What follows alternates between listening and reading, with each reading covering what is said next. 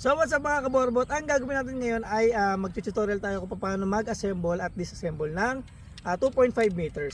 Mag-tutorial din tayo kung paano magkiling ng 2.5 meters or ng Vietnam, kahit ng any size. Ito mga kaborbot, ang ating patindig ay merong color coding, yan. So ito, meron siyang orange tsaka blue. Yan, sky blue. Ano natin mga kaborbot, sa pakpak natin ay meron tayong single tsaka double na yan. So ito yung double, double tsaka single na color coding. So yung double na color coding mga kaborbot ay yun yung sa pinakataas. Yan, so dito siya.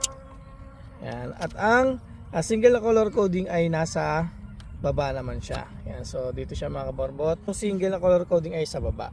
Yan. So dito naman mga kaborbot sa kite shirt ay tatandaan natin kung ano ba yung ibabaw at yung ilalim. So ang pinakalikod niya mga kaborbot ng isang kite shirt ay meron siyang tali. So meron siyang tali o yung hagting. Yan, ito siya. Ay meron siyang lagayan ng hagting. So make sure na yung natin, yung kite shirt natin, ang pinakalikod niya ay tugma dito sa likod ng patindig natin. So dapat yan is nakasabit dito. Yan, sa ganyan. 0.5 meters mga kaborbot. Ang gagawin muna natin is babaklasin muna natin kung hati muna natin siya sa gitna. Ito siya mga kaborbot. Yan, dito siya nakalagay kasi ang kanyang hagting ay nasa likod. Yan, so dito siya, possible na nandito talaga siya. Yan, nakaganyan siya. Yan. Make sure mga kaborbot na itong double na color coding ay nasa taas. So meron siyang rubber mga kaborbot. Yan. So suksok lang natin siya mga kaborbot dito, ito rin sa kabila. So dito naman mga kaborbot sa mismong tela niya ay meron siyang tube. Meron siyang tube mga kaborbot. So make sure mga kaborbot yung carbon nyo ay nakasuot dun sa mismong tube ng ating mismong tela. Yan, kasi para hindi siya mabutas. After mabuo ng isa mga kaborbot, ay buuin nyo rin yung isa pang kabiyak. Yan. Ito yung patindig mga kaborbot. At lagi nyo tatandaan na dapat yung parisukat niya ay lagi nasa loob. Yan. So ito yung parisukat niya mga kaborbot. Yan. So lagi siya nakaganyan mga kaborbot. Yan. Para hindi siya magbuhol habang kinakabit niyo yung mismong pakpak niya. Yan. So pag ganito siya mga kaborbot, niya. Yan, tapos pumasok. Yan. So after nyo may kabit mga kaborbot, dalawang hook. Yan, nakabuhol. Yan, dalawa. So ang gagawin namin mga kaborbot ay yung pinakadulo yung ilalagay namin dito. Yan. Para mahatak siya yung mismong pakpak. So lagyan na rin natin yung isa mga kaborbot. Yan mga kaborbot, yung nasa dulo dito sa pinaka ganon. Ito yung una, ito yung pangalawa. So ito lagi mga kaborbot para hatak na hatak yung mismo kanyang pakpak. Yan. Ang gagawin natin mga kaborbot ay hihilahin lang natin to. Tsaka itong ilalim. Tapos ito ang gitna. Yan. Tapos hatakan nyo pa ganyan. Then hatakan nyo to. Zipper nyo, lusot nyo lang yung zipper. Yan. So wag nyo po pwersa yung mga kaborbot kapag ayaw. Kapag ganyan is adjust nyo to. Tapos hilahin nyo pababa. Adjust, hila pababa. Is yung pinakahagping nya is adjust nyo na. So tanggalin nyo ulit. Tanggal. Tapos ito na yung pinakadulo mga kaborbot. Yun na yung kabit natin. Ito pala. Ito yung pinakaisa. Yan. So para hatak na hatak yung mga kaborbot yung ating mismong pakpak. Yan, so pwede natin lutuhin. Yan. So yan. So ito siya mga kaborbot. Tapos yung parisukat niya ay laging nasa loob. Yan, ganyan. Ay hindi na namin pinalagyan ng zipper kasi naglulus siya tapos mahirap siyang tanggalin o kaya baklasin. Yan. So gagawin natin mga kaborbot dito sa buntot naman ay ilulusot lang natin siya dito. So ito meron siyang mga butas dyan mga kaborbot. So lusot lang natin siya mga kaborbot.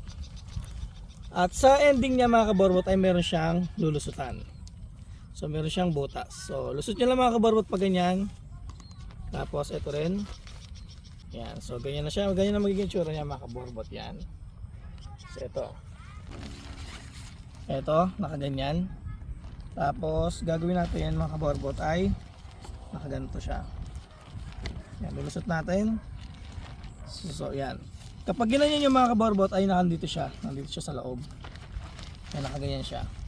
So gagawin naman natin dito mga kaborbot ay hahatakin natin to. Hahatakin natin tong sleeve. At meron siyang ano dito. Yan, lagayin siya dito mga kaborbot. Yan. So lulusot lang natin siya at hahatakin ulit natin to. Yan. So gagawin natin sa kabila ganun din mga kaborbot. Yan. Yan. So yan mga kaborbot. At ilusot lang natin siya dyan. Yan. So ito na siya. Yan. So pag ginato natin siya mga kaborbot, ganyan lang yung tsura niya. Tapos ito siya sa likod. Yan. So mas malinis siya mga kaborbot pag walang zipper dito. Yan, mas maganda siyang tingnan. So ito yung pinakamadali mga kaborbot. Lulusot nyo lang siya dyan. Yan. Silahin nyo ito mga kaborbot. Ito hila. Dito. Yan mga kaborbot yan. Tapos saka nyo to hilahin. Yan. Tapos buhol nyo pa ganyan. Yan. So kayo mga kaborbot, kayo na bahala kung paano buhol ang gagawin nyo rito. Madali lang naman to. Kahit anong buhol lang meron dito mga kaborbot. Buhol na yung ating 2.5 meters. Yan. So ganito siya. Yan. So kung makikita nyo mga kaborbot, hindi pa tapos yan. Makikita nyo nasa loob yung parisukat nya. So nalulus yan mga kaborbot. Nalulus to. Yan. So dito natin nilulus yan. Tapos dito natin siya kakabit mga kaborbot sa siya dyan. Tapos higpitan. Yan. So ganito siya mga kaborbot. Yan. Yan. So sa pagkikilang naman mga kaborbot, kung ang saranggola nyo ilumilipad tapos papunta siya rito, nakaganyan siya. Yan. O kaya umiikot siya papunta rito. Ang gagawin natin mga kaborbot sa pagkikiling ay ganito mga kaborbot. Yan. So ito mga kaborbot ay na-adjust or na ano. So ang gagawin natin mga kaborbot ay hahatakan lang natin itong loob. Yan. So luluwag siya mga kaborbot. At gagawin nyo ay i-adjust nyo to papunta doon sa kung sa nakiling. So dito siya nakiling mga kaborbot. Gagawin nyo, a-adjust nyo to papunta doon. Yan. So hihilahin nyo siya papaganon. Depende kung gano'ng kalaki yung kiling niya. Tapos ang lock niyan mga kaborbot ay itutulak nyo lang siya. Yan. Tulak nyo lang. Tapos igpitan nyo. Yan. So ganito mga kaborbot. Loose niya mga kaborbot. Isatakin nyo to. So luluwag yan.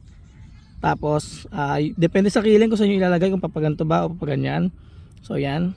Tapos ang lakay tutulak nyo lang ulit. Yan. Kiling. So dumako naman tayo mga kaborbot sa disassembling ng ating saranggola. Muna natin itong tatanggalin itong hagting.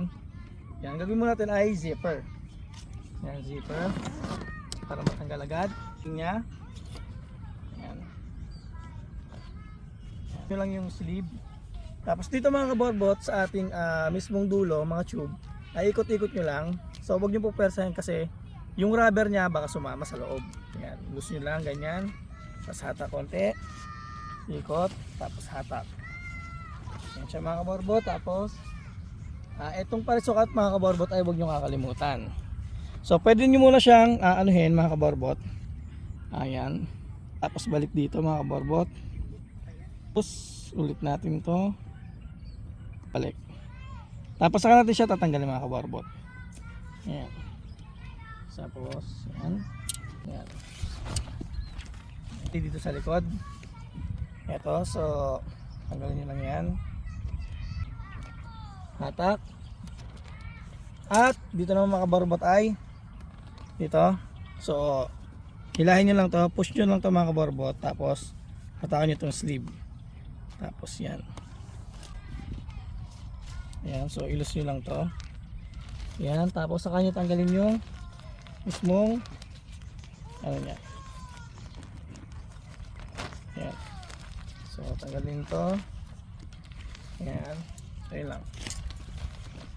So yun lang mga kaborbot ang ating disassembling tsaka assembling ng ating 2.5 meters na bagong Vietnam kite. at yung kanyang pagkikiling yan. So mga kaborbot, kapag meron kayong mga katanungan tungkol sa Vietnam kite, sa pagkikiling, sa assembling, PM lang kami mga kaborbot. Libre lang. Peace.